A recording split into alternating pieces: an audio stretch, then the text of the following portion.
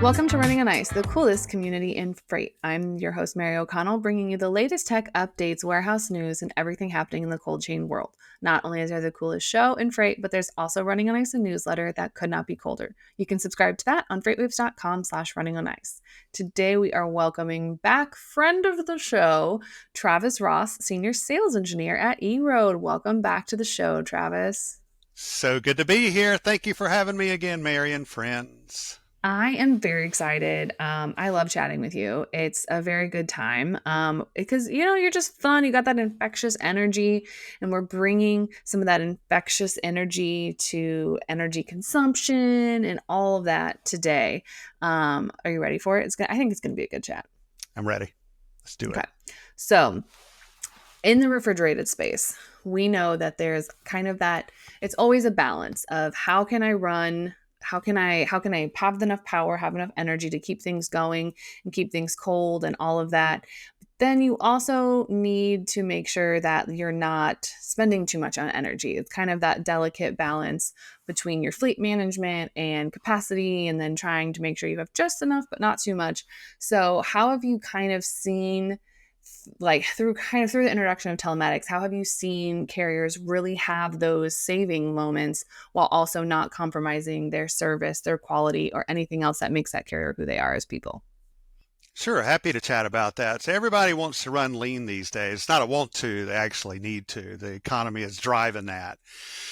And what I've seen is they approach it often, they approach it in a way that it costs a lot of project management time, and sometimes in an incorrect way. And what I mean is, oftentimes they'll jump into it thinking the first thing I need to do is cut assets. I need to not purchase any more refrigerated trailers, refrigerated straight trucks, or all the equipment that I need to deliver my groceries. Right? They'll go down that lane. And then the other lane you really hate to hear about is maybe I don't need all the resourcing and people. Maybe I can cut a few of those positions to run a little bit more lean. And the risk that poses is a risk on their quality management systems. So what we've done to address that is we've created an addition to our platform. It's a wonderful tool that we like to call our Refrigerated Insights dashboard. And within that dashboard live three things that people can go to with clicks and seconds per day to determine utilization for their equipment and the amount of energy they're spending on that equipment. And the ability to do that. So for instance, if I was going to come to you, Mary, and say, hey, you're not giving me enough trailers to deliver my groceries, Mary, I need more. The first thing you would do is just sign in, click over to that Insights dashboard, and you sort for the trailers that hadn't moved. You need to say, hey, Travis, I appreciate your passions and your willingness to deliver these groceries, but can you talk to me about trailers 4, 5, 6, and 1, 2, 3 that haven't moved in 20 days? And it's just that kind of stuff that would have killed a week's worth of project, back and forth emails and begging and pleading. And we found that customers are able to make decisions really quickly and save a ton of money on their P&L.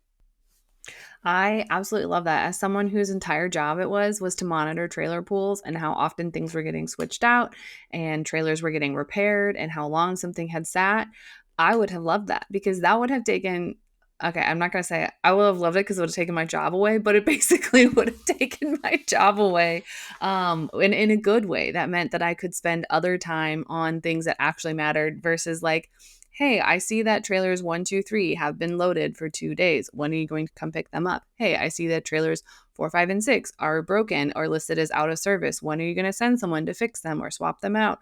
Or hey, I see that you have trailers 9 through 14 just chilling in the lot. Why? Like, that would solve so much problem, because then it wouldn't be like, oh, this person doesn't have any trailers, and then they say, no, we have 7 on site. Like, where's this discrepancy? That, because if you have that right there, you can just say, well, we show that we have 10, you show that you have none, so somebody needs to go out and try and find these trailers, and oh, by the way, we show that they're here. So Right. Yeah. that And is so what we used to be able to do, I mean, a lot of people say, well, I can run a utilization report, no problem. Yes. Any telematics provider should be able to allow you to run a utilization report, but the significance with the Insights dashboard, it's a click of a button, a quick sort. You've done it in less than 20 seconds once you're in, and it brings everything up to the top. And we're just talking about utilization. We haven't even gotten into pre-cool and fuel spend yet. Yeah, and that also, because then you don't have to go into a database and pull something and hope that you pulled the right thing and then transfer it into or manipulate it into something that actually is meaningful or looks presentable that you can send a screenshot of to somebody. And it's just, there's a lot to be said. There's a lot to be said for just the ease of log in, click, click. Because I have a sneaking suspicion that that dashboard has a lot more than just trailer utilization. Yes, it does. Whereas, like in other situations, you would have to do, like, you'd have to pull a separate report for each one of those, or like go into different systems or log into other ones. Whereas now you're like, oh, trailer utilization, got that, can respond to that email within like a minute of getting it or looking at it. And then I'm sure you can just go in and find all your other answers within that platform. Correct. Trailer utilization is only one of the three major pieces. Yeah. So that being said, so we have our trailer utilization, and we want to make sure that we're not overexerting our energy consumption or other things like that, because as we know, you have to bring the refrigerated trailer to the warehouse or to the loading facility already cold. Shocking, I know. But that's actually a common misconception I learned, is that everyone thinks that reefer trailers cool things. They don't. They just keep them at the temperature that they're already at. They don't magically make things colder. It would be great. That would be really cool if it did. But that being said, you have to have those pre-cooled, but also not waste that energy, not waste that fuel, waste whatever else you have there. So kind of how do you balance that energy consumption with that utilization, and then also make sure that you're not just having a trailer with full diesel sitting there doing nothing. Oh, Mary, you're taking me right into the stuff I wanted to talk about that, and that's pre-cool management. I remember many years ago when I still worked at Golden State Foods. Hello, everyone at Golden State Foods, all my friends. I still get to work with you a lot. Love you very much, and thank you for all the time there. I had a general manager, and he used to tell me all the time that I wasn't really good at cold chain compliance or fuel consumption. And he'd say, Travis, just manage the exceptions, man. Just manage the exceptions. It was incredibly annoying because I didn't really know what he meant. But what he meant was use the telematics that's at your fingertips to manage the exceptions that are kicking you in the shin every day and you don't even know about them. So what I did from a pre-cool standpoint is I used this and I said, hey, I'm going to sign in, jump over to the pre-cool tab, sort by the assets that are failing pre-cool up to the top. That way I know, oh, those are the ones that probably have trash up in the bulkhead. Either the bulkhead's left open between compartments 1 and 2 and they're just competing. It's things that I knew or did not know that were happening on my yard that I now had visibility to those outliers or exceptions in seconds per day. And I could make decisions. We go clean those trailers and we knew what to do. We saved a ton of money and it was measurable within months. That's impressive that like you saw that measurable impact so quickly, because I think that like everybody just tosses, oh, telematics this, telematics that, but they don't also know like not necessarily like how to use it, but like the actual real applications and like the savings that come from it. Because I know we've talked about this before, where sometimes when you get to those telematics, you can get too far in the weeds and you can get really kind of like really far in there where you're like suddenly you have telematics on everything and it's almost more of a burden than a lift, than like than like it's taking the effort off. But I really like that fact that, you can see that measurable outcome, and you can see that success in everything else that you're having, especially with my favorite part, which is a dollar amount attached to it. Because as someone who has fought to get a solution and they say, no, it's too expensive. And then you say, okay, well, by not implementing this solution, we're losing this much money, we're leaving this much money on the table, and that's how much we could have potentially earned as additional revenue, or saved our customer, or whatever. I think anytime that you can attach a dollar amount to anything with data or other things like that, that kind of like that real tangible opportunity cost is just chef's kiss perfect for me. Yeah, Mary, and you can actually do that on the Precool dashboard. To go in whatever the customer is paying for their diesel gallon, plug that price in, and literally show you what you're spending on each one of those assets for the designated time that you want to see. It's phenomenal, so measurable, and literally, I flipped my P&L around probably within 3 or 6 months. It was quite noticeable. That's just that still is absolutely crazy to me that you saw a return on that investment that quickly, because sometimes you do have to wait a while to see something like that really pay off. But look at that. Yeah, you get your stubbornness out and you suddenly turn it around. Sure did. Thank you. So when it comes to, so we've talked about like, we have these solutions, we've put them out there, we've seen that return on the investment. But when it comes to like that first piece of that, where you have to then sit there and say, okay, well, how do we begin to implement this? How do we begin to start? How do we like, where do we even start?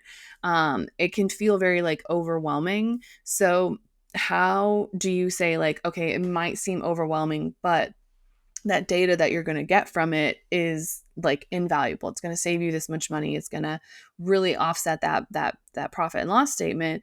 How do you really kind of say it might seem overwhelming, but it's really not that overwhelming, and the risk is worth the reward? How do you really kind of illustrate that, or how do you even begin to get that process started?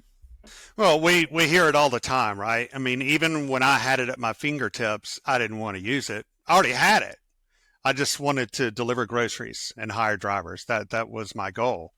But now we hear that a good bit. How do you actually, why is it worth it to me to do this? What's the gain? Look, we know loads are being lost right under noses, right on the right in the yards. We know that there's behaviors out on route where bulkheads aren't being used between compartments. We know that routes are being run with too much of the reefer unit being turned off. Our system allows customers to see things like that in seconds, and they're quite actionable. But how do we get to that point of getting people to believe it? Is, Mary, we just have to be good partners. So, and what I mean is, well, I'm going to take a quote from one of my favorite people, Martha Stewart. I love Martha Stewart. Telematics is a good thing. I don't know if you remember that from her show way back when. It's a good thing. I love it. It's not my phrase. Don't do it. I don't want to be in trouble I with thought you Martha. meant that Martha Stewart herself had literally said telematics is a good thing. And No, I was no, like, don't get Martha me in Stewart is trouble. ahead of her time. No, way back from her show was everything. It's a good thing. But look, It's a good thing. it's a good Just like Ina thing. Garden, if you can't home make it yourself, store bought is fine. You know the reference. I don't feel I so do. old now. Hey, the point I'm trying to make is, look, telematics is a good thing. That they should all provide full two-way commands, full alerting structures, full capability of geofencing, follow your units, all those type of things. But what we like to do is we understand from our industry knowledge that change management is the hardest thing. Like just getting people to use it and understand how to use it. And to get them to use it, you got to show them how it can be done in less than about 5 minutes a day. The way we start that partnership is when we first get to know you. I'll come on your yard. Let me look at your fleet. We're really good at looking at a mixed fleet, regardless of thermokine, carrier, year, make, model, whatever it is, to identify exactly what you need and no more. Do not try to upsell or do anything like that. The data that you have identified that you want to get, we know what you need to get it in whatever year, make, and model. And we like to build trust in doing that. And then once we built that, we're very good at hanging out with our customers for a little while. Not here's a box on the step. Good luck. It's nice to know you. I'll see you in 6 months. No, we're quite passionate about hanging out and being very good partners in this cold chain space. That's something that I think no matter what space you're in or what kind of solution for you're looking for, I think like I've said this before, and I'll keep saying it till I'm blue in the face if I'm being honest. And that is, it's so much about that partnership. I know that sounds cheesy. I know it sounds ridiculous, but it's so much about the people that you're choosing to work with and the people and the companies that you're working with, and that you really want to make sure that everyone has that same common goal at the end of at the end of the line. Because I just think that, like, really, without making sure everybody's on the same page, you're just kind of setting yourself up for failure. You're not really getting all the way there. And also, it's as that's as like a consumer, but then as the provider of services, you really want to make sure people are using your product, are having a good time with it, because there's so much to be lost for like that miscommunication of like, well, I didn't think I could bother them, or I didn't want to bother them because, like, oh, they weren't very helpful the first time I did it. And there's not really like a solution here. So I think as long as we kind of remember that when you're going into a partnership or an integration or anything with somebody, is that you really want to make sure that that person's going to do exactly what you need them to do, and be there for you. If you want that, if you want someone that just hands you a box and says bye, then look for that too. But I don't recommend that solution. It's really expensive to partner. Just give me the box and go. You're really not receiving your ROI. I mean, we love to do things like we'll poke into an account and look and see if we see something low on fuel or particular alerts, and we feel like it hadn't been caught. Hey, we're going to reach out and tap you on the shoulder. We want you to save your loads. We want you to run lean and burn less fuel, be sustainable. We want all the things that you want, and we'll help you get there quickly. You mean you're a software, you're a software hardware people that say, we care about you. We would like you to see you succeed, not just here's a box, have fun putting it together. And by the way, we kept the instructions. Have a nice I day. know it sounds so touchy-feely, but it's really how we are, Mary. It really is. I love it. As someone who was given a box with no instructions and said, please don't bother me, and then left to figure out what happens when they break it, and you do nothing for 2 weeks because you can't. I have a very soft spot for people who will be like, oh no, we actually will do everything in our power to help you and make sure that it's okay. We have a little bit of time. So we have a couple more things to cover, but we're going to hit really quickly on how do you know which solution is right for you? Because everyone's out there promising that they have the solution. They are your savior brought back to life, whatever. Everyone's made these promises. So everyone's looking for different things, because obviously everyone runs their own business how they do. What specific innovations have you seen partners kind of adopt that have delivered like the most positive impact as a result? So that way, like the ones that you're like, oh, this really was the right decision for them. Sure. We've seen that as our enterprise level partners and all size partners have leaned into that Reefer Insights dashboard. And I'm going to keep going back to that a little bit, but there's really the three major tenets, right? They're going to see their energy consumption and be able to measure it. They're going to get a reduction in their maintenance spend, because they're not only just getting a flood of reefer alarms that aren't consumable, they can actually see the trends on the ones that are sick and deal with them.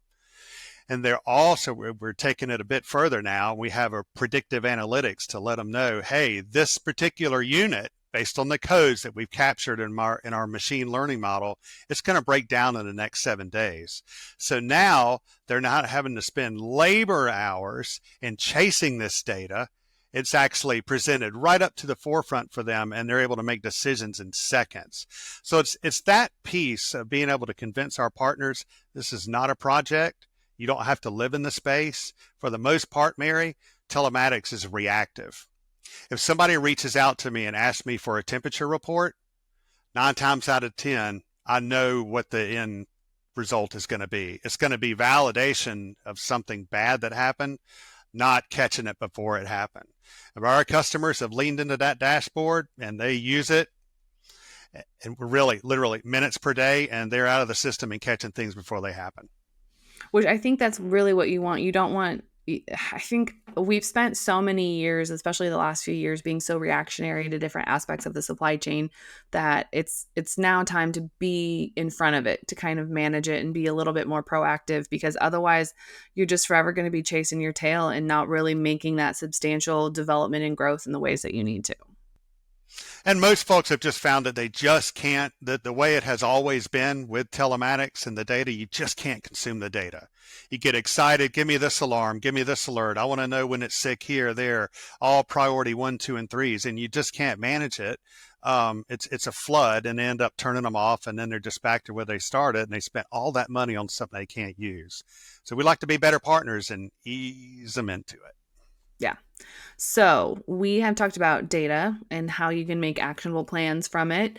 So looking to the future, dust off that crystal ball. Let's see what we've got going on here. What do you think is like the next thing to stay competitive? Because obviously shippers are going to still want that temperature control of knowing what temperature their products were in at the exact moment in time. Carriers are going to want to know how their equipment's performing. What is that next? What in the crystal ball is the next big thing? Well, it's already busted out of our crystal ball, Mary, and I'm glad you asked me that. So we have the Insights dashboard, which continues. We build on that tool, but we also have this fantastic software that we like to call Core Temp. And I mean, that's a whole nother conversation. And that's a AI driven internal product temperature model. So now carriers and shippers can lay this algorithm over their route structures. They completely control those route structures to start at a geofence, end at a geofence. It can be manual, whatever they want.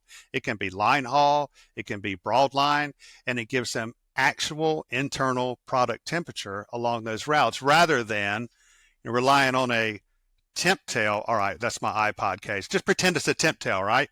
A temp tail stuck in a milk crate and moved around to the coldest spots, which we all know that's not going to jive with FSMA. So this is the perfect time to tighten it up. We make it scalable. It's so easy to use, and it's just a fantastic application. Well, I love that. That crystal ball, you just crack it right open, but maybe also don't crack that crystal ball open because I want to know what's going to happen next time. Um, Absolutely. So that being said, we are running out of time, and we know where you stand on a couple hot button issues here. The cereal is soup, Oh, all your of color of food. You know, we've heard your best dad joke. So this time, which animal would be the most annoying one to have a conversation with if it could talk? um, I'm going to go with a sloth. A sloth. And Oh, here's why. Because my wife would tell you, and most people around would tell you, I'm not very patient. So if I'm in a conversation where someone can't land the plane, I struggle with that. And so yeah. if I conceptualize a sloth trying to talk to me, it's, you're going to tell me about the leap Boing they just bong. ate, take 5 minutes. So I guess that would probably get to me. We couldn't hang out too long. I think if I saw a sloth, it'd be more like, yeah, and then move I'm on. picturing the scene from Zootopia where he's like slowly trying to type and then she just like steals his keyboard and does it for him. That's exactly what I'm picturing. Land the plane. Yes, I remember. That's Exactly. hilarious. All right. So if anyone has any good sloth conversation tips, or if they have questions about telematics or anything we've chatted about today, where can they find you outside the show? Well, they could email me at travis.ross@erode.com. Ross spelled like the department store if you have those in your area. Travis.ross@erode.com. And I'm also on LinkedIn. Come find me there. I'm in South Carolina. If you're close, come on down here and see me, or I'll come see you. Would love to meet. Awesome. Thank you so much for joining us today.